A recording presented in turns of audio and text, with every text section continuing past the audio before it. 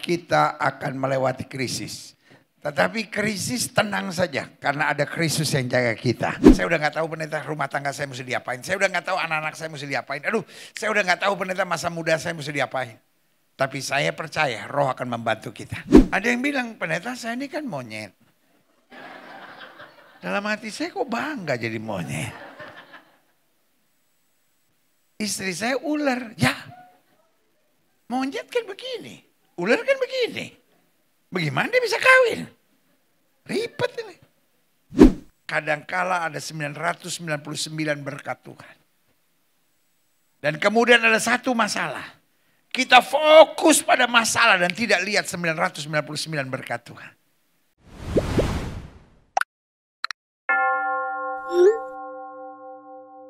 Jadi kesimpulan saya yang pertama bahwa kita akan melewati krisis.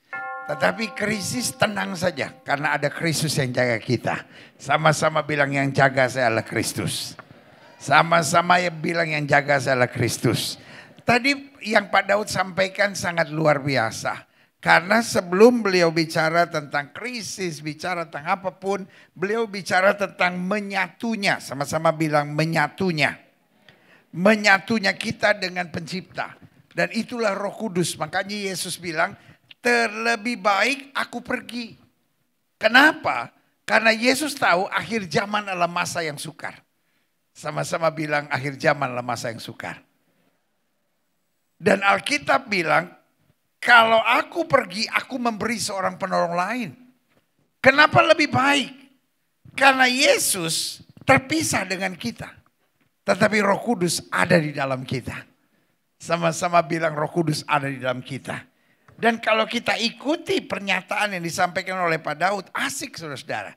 Kenapa? Karena beliau bilang salah satu kedahsyatan yang paling utama, kita menjadi satu dengan dia. Nah, saya coba simpulkan begini. Bagaimana menghadapi krisis, serangan kuasa kegelapan, kutuk masa lalu, kutuk masa depan dengan kuasa Roh Kudus. Saya mau saudara lihat Roma pasal 8. Roma pasal 8 ayat 26 sampai 29. Firman Tuhan bilang begini, demikian juga Roh membantu kita dalam apa? Kelemahan kita. Nah, saya simpulkan kelemahan dalam dua hal. Yang pertama, kita lemah karena serangan kuasa gelap. Kita lemah karena apa saudara? Serangan kuasa gelap. Tapi kita juga bisa lemah kalau ada krisis. Sekuat-kuatnya saudara boleh punya iman yang kuat, saudara boleh yakin. Tapi kalau terus ada badai, lama-lama kita juga gak kuat. Tapi ayat ini bilang apa? Roh membantu kita dalam kelemahan kita. Sebab kita tidak tahu bagaimana sebenarnya harus berdoa. Artinya, we don't know what direction. Kita gak tahu kemana kita mesti pergi. Saudara pernah gak ada dalam posisi, makanya dunia kenal istilah buah si malakama. Kenapa ada istilah buah si malakama? Dimakan mati bapak, tidak dimakan mati ibu. Artinya posisi apa saudara? Serba salah.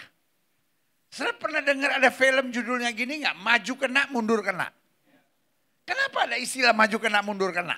Kenapa ada istilah buah si malakama? Artinya banyak orang akan menghadapi posisi don't know what to do.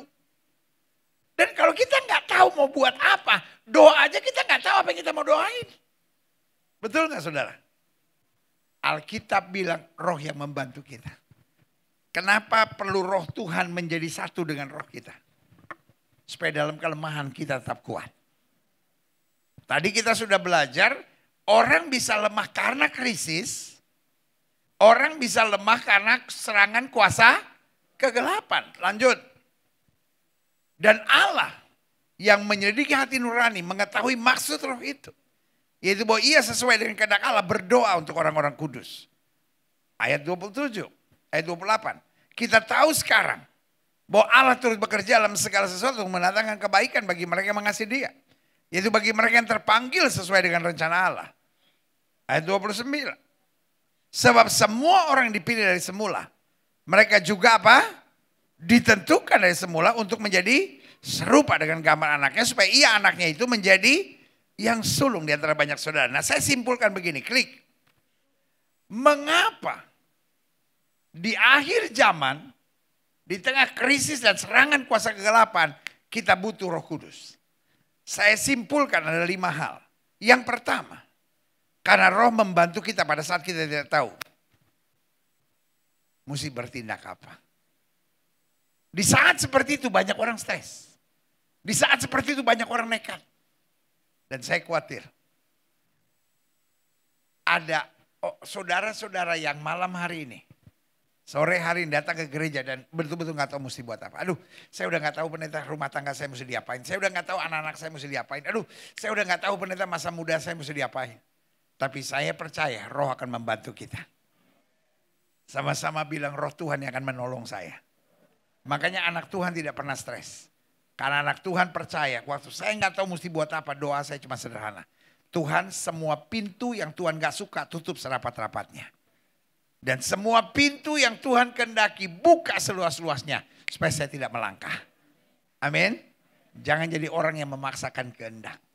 Di saat-saat seperti ini, yang kita buat taat sama Tuhan. Dan yang kita lihat kemuliaan Tuhan. Amin. Klik. Coba lihat ini. Demikian juga Roh. Membantu kita dalam kelemahan kita. Sebab kita tidak tahu bagaimana seharusnya berdoa.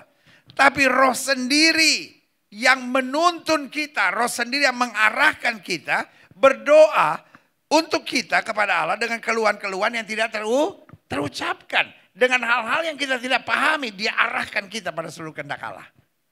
Sama-sama bilang saya punya jalan keluar. Saya mungkin gak tahu. Tapi Roh yang membantu kita. Amin. Yang kedua, klik. Mengapa Roh Kudus yang bisa membawa kita keluar di akhir zaman ini? Karena Roh membantu kita mengetahui dan memampukan kita berjalan dalam kehendak Allah. Banyak orang di akhir zaman cuma pengen tenang. Dan akhirnya itu. Percaya ramalan nasib. Percaya sio-sio. Orang udah mulai bilang, lu sionya salah lu. Makanya lu sama istri lu sama suami lu gak bisa bahagia. Monyet kawin sama anjing. Memang monyet kawin sama anjing gak bisa.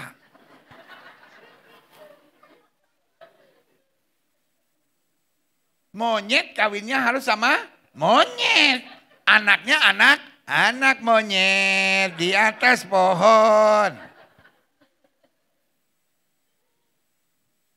Saya makanya suka kaget-kaget kalau dengar orang. Ada yang bilang, pendeta saya ini kan monyet. Dalam hati saya kok bangga jadi monyet. Istri saya ular. Ya, monyet kan begini. Ular kan begini. Bagaimana dia bisa kawin? Ribet ini.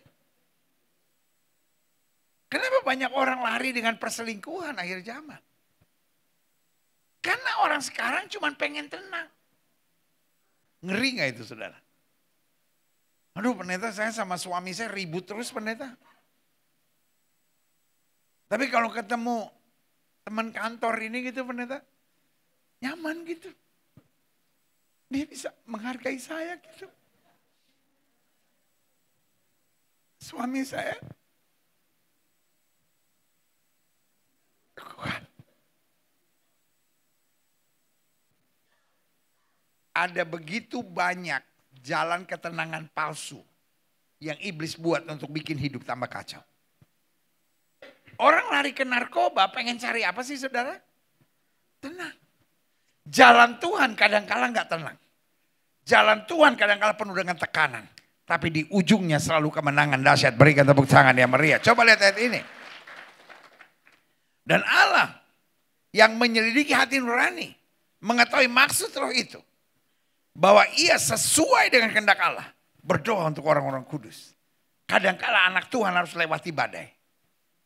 Tapi Tuhan yang pegang tangan kita. Kenapa kita perlu dipenuhi dengan Roh Kudus? Supaya Roh Kudus mengarahkan kita pada solusi. Bukan hanya pada ketenangan semu. Amin. Kenapa orang bercerai? Karena pengen cari ketenangan semu. Aduh pendeta kalau maju terus udah gak ada yang bisa dipertahankan pendeta. Tapi anak Tuhan belajar. Orang yang menabur dengan air mata akan menuai dengan sorak-sorai. Amin. Yang ketiga. Kenapa kuasa Roh Kudus satu-satunya akan memampukan kita melewati akhir zaman? Karena Roh membantu kita untuk selalu apa saudara? Fokus pada kebaikan Allah. Siapa yang setuju bahwa Tuhan itu baik? Pak, betul Bapak menghadapi banyak masalah. Tapi Tuhan tuh baik banget Pak. Bu, betul Ibu menghadapi banyak masalah. Tapi apakah Ibu setuju sama saya bahwa Tuhan itu baik? Adik-adik muda, saya ngerti ada banyak badai yang sedang kau hadapi. Karena memang ini akhir zaman. Tetapi yang kita anggap banyak masalah, seringkali bukan banyak masalah. Fokus kita salah.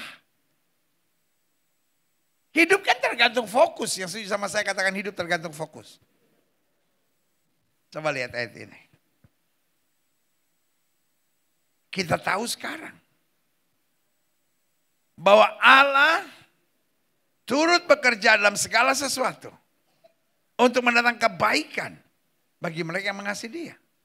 Yaitu bagi mereka yang terpanggil sesuai dengan rencana Allah.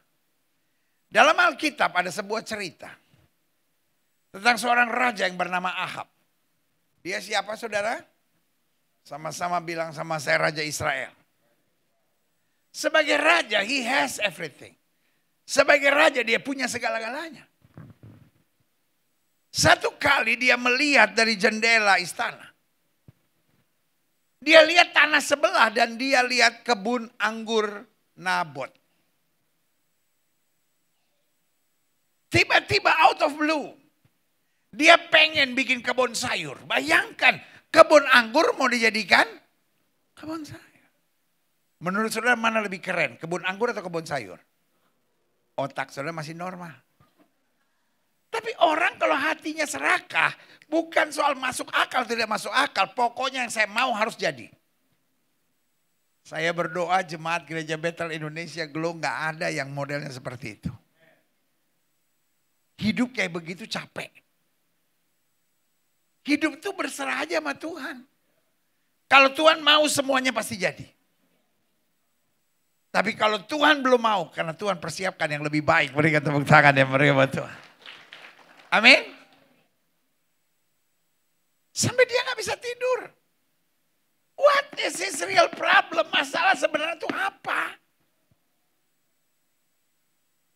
Sama-sama bilang sama saya, fokus yang salah. Pak, kadangkala ada 999 berkat Tuhan. Dan kemudian ada satu masalah. Kita fokus pada masalah dan tidak lihat 999 berkat Tuhan. Kapan kita tahu Roh Kudus ada di dalam kita? Kita tahu Roh Kudus ada dalam hidup kita. Kalau setiap kali fokus kita, kebaikan-kebaikan Tuhan yang luar biasa buat kita. Katakan amin. Yang keempat, mengapa Roh Kudus yang kita butuhkan di akhir zaman? Di masa goncangan, resesi, penderitaan maupun serangan kuasa kegelapan. Karena Roh membantu kita memahami panggilan dan pilihan Tuhan atas hidup kita. Bahwa yang pilih saya dan panggil saya adalah Tuhan. Apapun di depan saya gak peduli. Tapi kalau yang pilih dan panggil saya Tuhan, Tuhan juga yang beri kemenangan buat saya. Coba lihat ayat ini.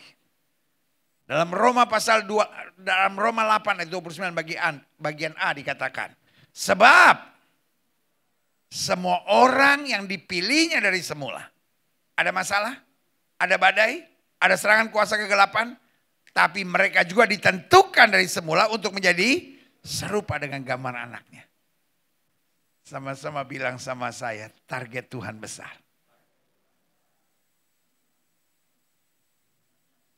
Kalau orang dipersiapkan untuk terima beasiswa dari Harvard. Kira-kira gampang gak saudara? Kalau orang dipersiapkan mau sekolah Akmil misalnya, mau sekolah Akpol, gampang gak saudara? Gak gampang. Orang mau dipersiapkan jadi dokter misalnya. Sekolahnya gampang gak saudara? Orang misalnya dipersiapkan jadi pendeta, gampang gak sekolahnya? Nah ini. Otak lu ini yang bahaya. Gak di mana-mana begitu.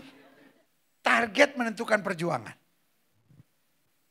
Sama-sama bilang sama saya, target menentukan perjuangan. Makin besar target yang di depan kita, makin keras perjuangan kita. Kenapa jalan kita akan keras? Yang penting jangan cengeng. Yang penting jangan cepat menyerah. Yang pilih dan panggil kita adalah Tuhan. Dia mampukan kita selesai semua dengan targetnya yang luar biasa. Berikan tepuk tangan yang meriah buat Tuhan. Yang terakhir, saya undang pemain musik maju ke depan. Mengapa hanya kuasa Roh Kudus yang memampukan kita di akhir zaman ini? Karena Roh membantu kita semakin serupa dengan Kristus. Coba lihat ayat ini. Roma 8 ayat 29. Supaya ia anaknya itu menjadi yang sulung di antara banyak saudara. Apa artinya? Kita menjadi serupa dengan Kristus. Alkitab berkata, kita akan memerintah bersama dia dalam kemuliaan. Hidup Kristen tidak akan pernah menyerah. Hidup Kristen tidak akan pernah berhenti berjuang. Hidup Kristen berkata, Tuhan, bukan hanya aku rindu supaya hidupku diberkati. Supaya hidupku memancarkan kemuliaan sorga. Selamat merayakan Minggu Pantekosta. Tuhan Yesus memberkati kita semua. Katakan amin.